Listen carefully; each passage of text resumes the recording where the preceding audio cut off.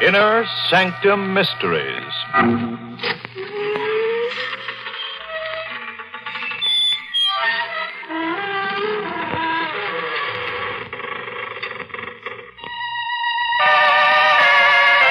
Good evening, friends of the creaking door. This is your host to welcome you again into the Inner Sanctum. Come in. Come on in. No, please don't stand on ceremony. We're all informal here. No ties, no collars. In some cases, no heads. Now, that doesn't mean we're complete bores, though. We study our Emily ghost faithfully. You wouldn't catch one of us eating his peas with a knife.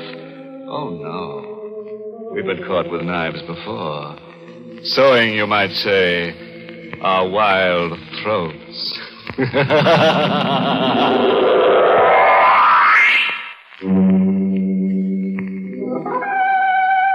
Well, the preliminaries are over. Beginning right now, things are going to happen.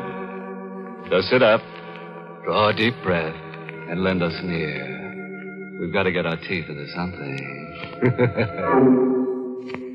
Listen now to the voice of Donald Buka as Danny Williams, as he tells the weird story of the dead walk at night.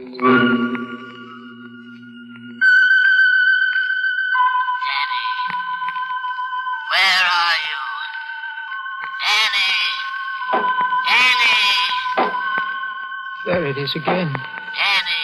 My uncle calling to me, just as he used to when I was a boy. Where are you, Danny? My blind uncle tapping his cane and calling. Danny, where are you? He's dead. I wish I could join him. Answer me. I've tried to 1,000 times, but they've always prevented me. Danny. Tap. Tap. Tap. It goes on incessantly. It never stops. Even when I sleep, I hear it every minute, every second. Sometimes soft, crashing thunder. Danny. Can't you stop it? Can't you give me 1 minute's peace? Danny. Why don't you stop it, you blind old fool? Danny. Leave me alone! Haven't you done enough? Leave me alone!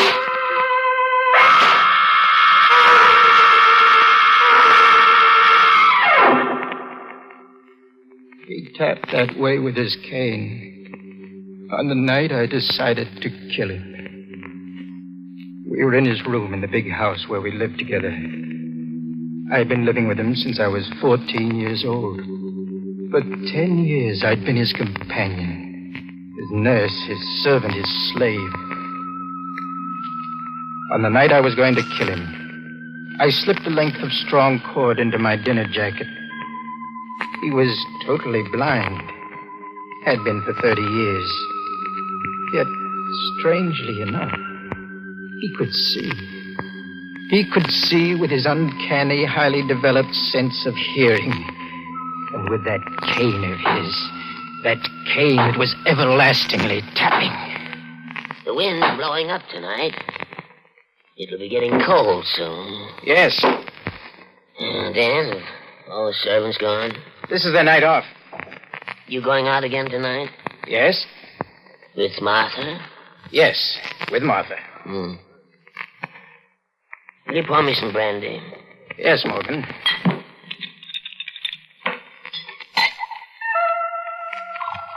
I poured out the drink. In my pocket, I felt the cord, and as I handed the drink to him, I took it out and walked behind him. Now, this was the time. Slip the cord around his neck. Twist it. It would be over soon. He sat there, holding the glass in one hand. Very good brandy, this. I raised the cord over his head. All I had to do was drop it over his neck. Why are you standing behind me? Well, how did you know? I heard you walk there. Why, Danny? I just wanted to look out of the window. One quick move, it would be over. But I didn't want to kill him, so I I suddenly mixed it. I'd make a clean breast of it and give him a chance. Well, Dan, how long are you going to stand there? Morgan, there's something I want to speak to you about. Well, what is it, my boy?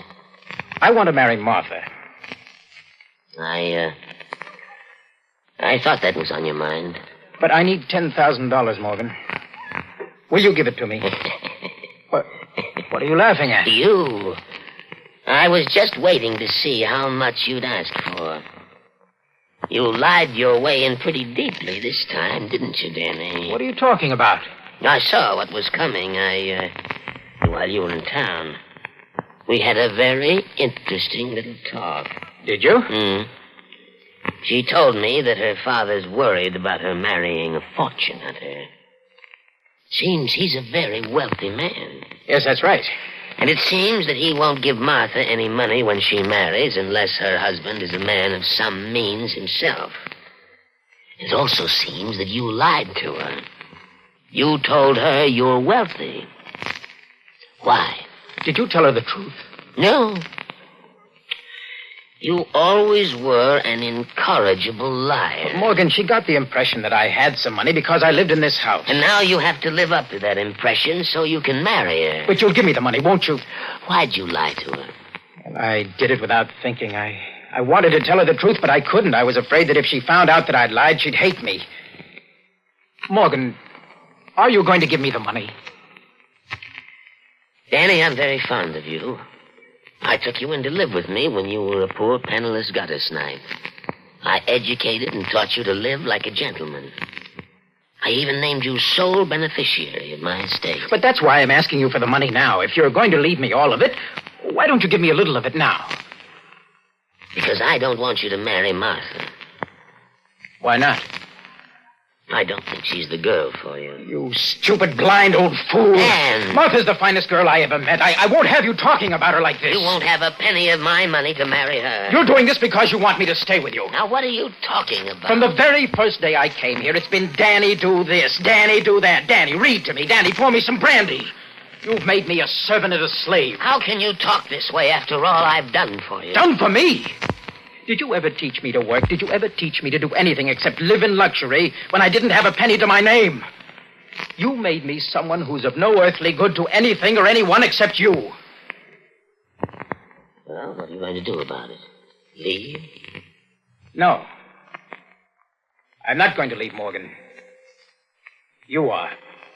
What do you mean? I'm going to kill you. Don't be ridiculous, my boy. You'd probably make a bungling mess of it. I don't think so. You see, I planned it very carefully. Danny, if you think you can frighten me into giving you that money, you're quite mistaken. I don't intend to frighten you.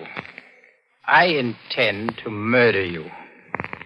You're not serious. Yes, I am, Morgan. Danny, you got up, I heard you. Yes. Now, don't lose your head. Perhaps we can come to some agreement. It's too late for that. Don't think you can stall me and then turn me over to the police. Danny, where are you? You'll know in a minute, Morgan. When you feel something on your neck. Oh. Let go of me. It'll be over in a minute. Let go of me, you idiot. Let go. Not now, Morgan. All right, Danny. I'll admit it. I wanted you to stay with me. I'm blind, old, alone, but I'll let you go. I'll give you the money you want, only don't kill me. It's too late now. I know you, and I don't trust your promises. I'll give you anything you want. You hear anything now, please, Dad. No, Morgan. Oh, if I could only see. If I could only... I'm going to be merciful, Morgan. It'll only take a few seconds, and this cord will crush the life out of you.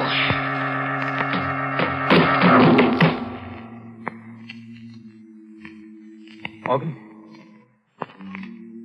Morgan? He's dead. I heard the front door open and close. I had told Martha to come at 9 o'clock. I ran out of the room and looked down the long stairway. Hello, darling. Martha! Shall I come up? No, wait there. I'll come right down. All right. rushed back into the room. My uncle was lying on the floor, the rope twisted about his neck, his face streaked with purple. I picked up the cane and began tapping on the floor. Then I placed the cane near to him. I went back to the door again and called. Good night, Morgan!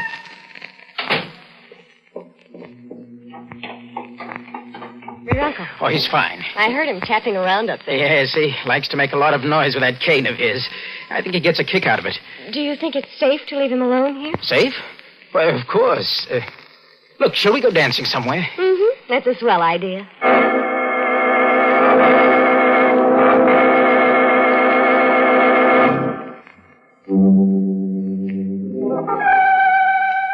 Well, friends, do you think Uncle Morgan will stay dead? Oh, you do? Well, that shows how much you know. On this program, the dead never stay that way. So get ready for the worst, because in the next few minutes, you're going to find corpses that walk in the dead of the night. Oh, yes. They do, all right. They do. Don't you worry.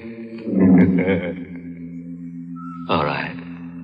Let's listen now to Donald Buka as Danny, as he finishes his story. It was easy to lie to the police. When Martha told them that she heard my uncle tapping in his room, I was cleared of all suspicion.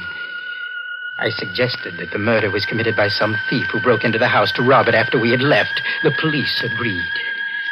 I received the inheritance, and Martha and I planned to go to California to be married. I had lied my way out and fooled everyone. Everyone. Except myself. I knew what I had done. I couldn't forget it. I became nervous and morose. And then came that last night before Martha and I were to go away. I was alone in the house, preparing to close it.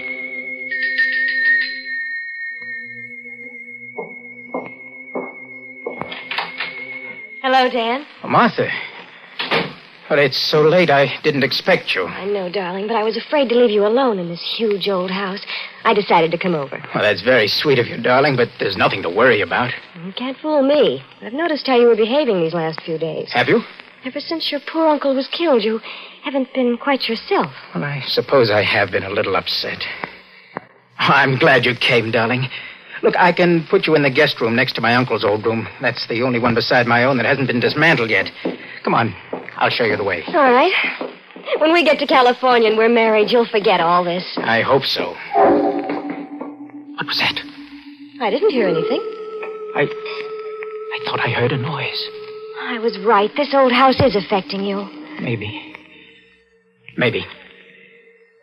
You know, Martha, last night I thought I heard him tapping with his cane. Did you? Well, it was just my imagination, I guess. I wonder. You know, darling, I had a rather strange dream about him. You did?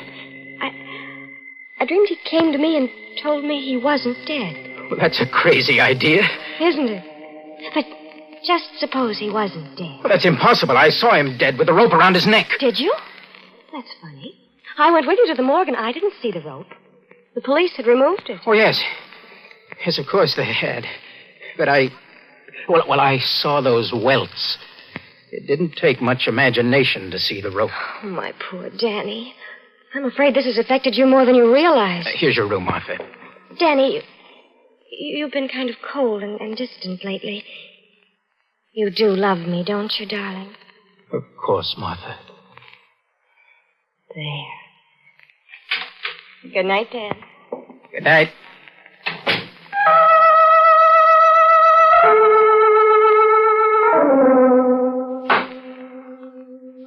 I was awakened that night from a tortured sleep by a familiar sound.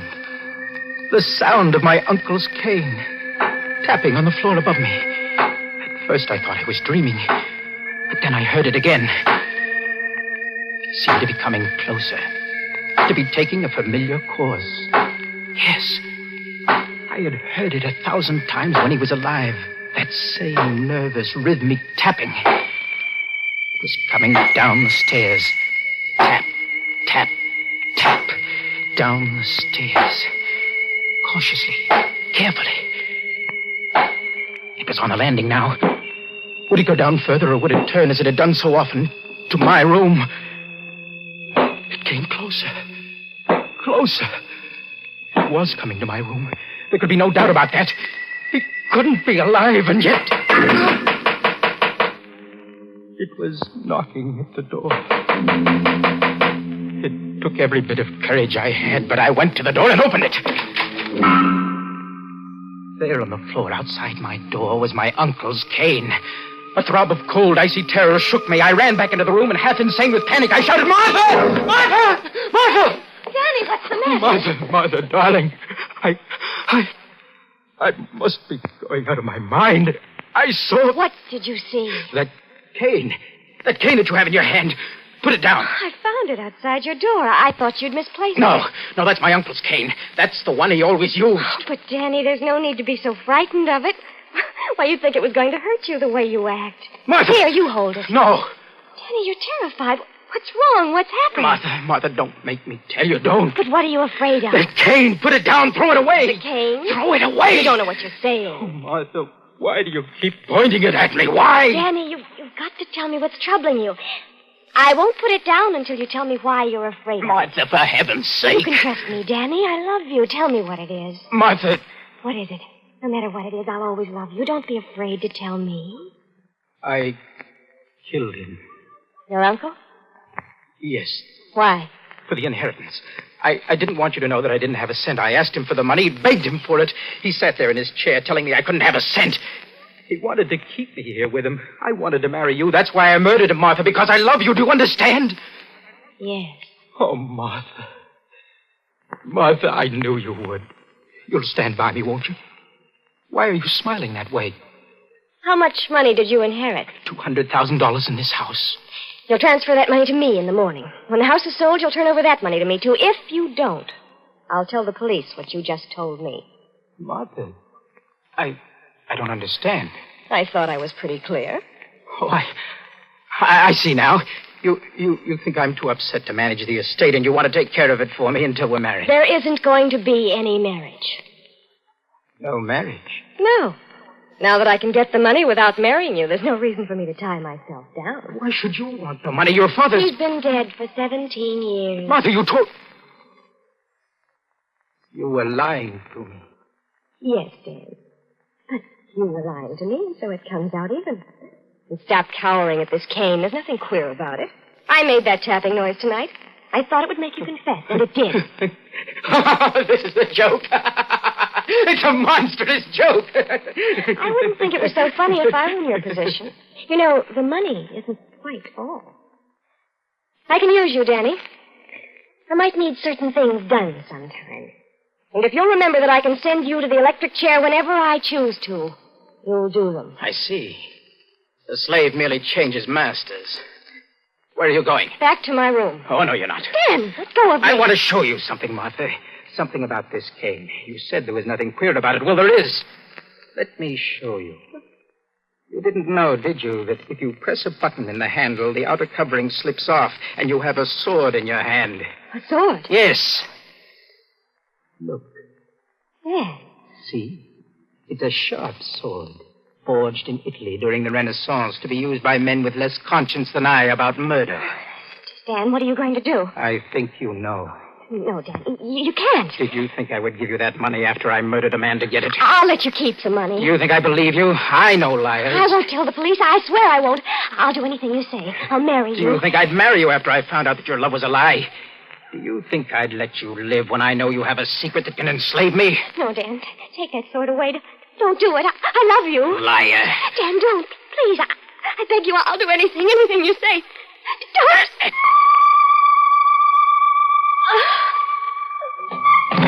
Martha!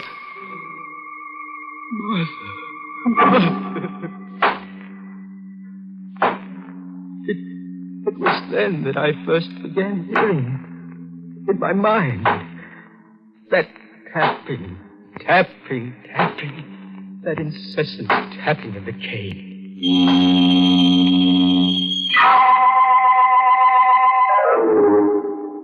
When the police came, I told them everything. They asked only one question. When did you hear this tapping in your mind? After I killed her.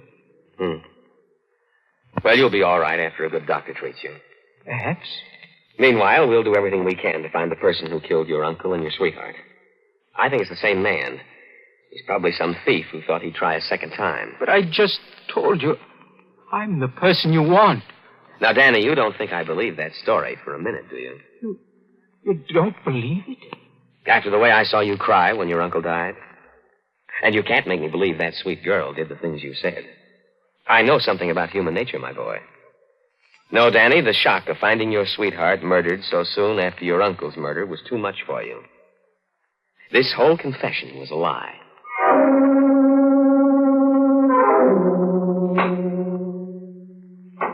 For 20 years now, I've been in this cell at the state asylum, waiting to die. I, who told the truth, because I wanted to die.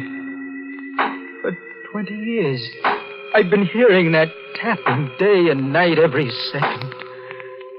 For 20 years, I've been hearing my blind uncle call me as he used to when I was a boy. Dan, where are you? Why don't you come to me, Dan?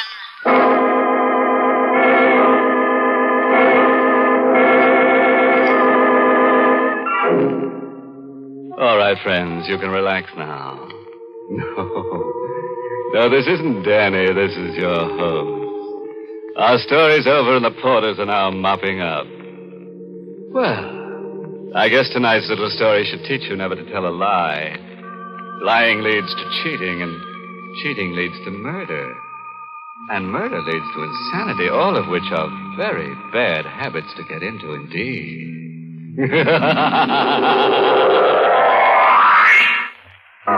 Well, friends, it's time once again to close that creaking door.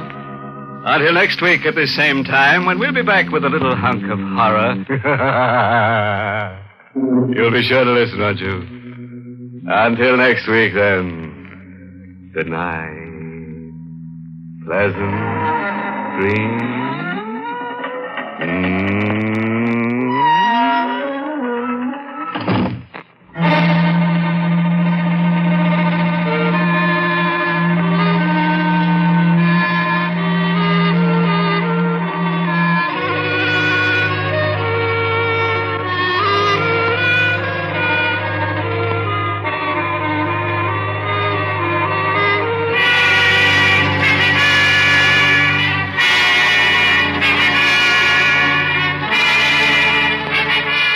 Inner Sanctum has come to you through the worldwide facilities of the United States Armed Forces Radio and Television Service.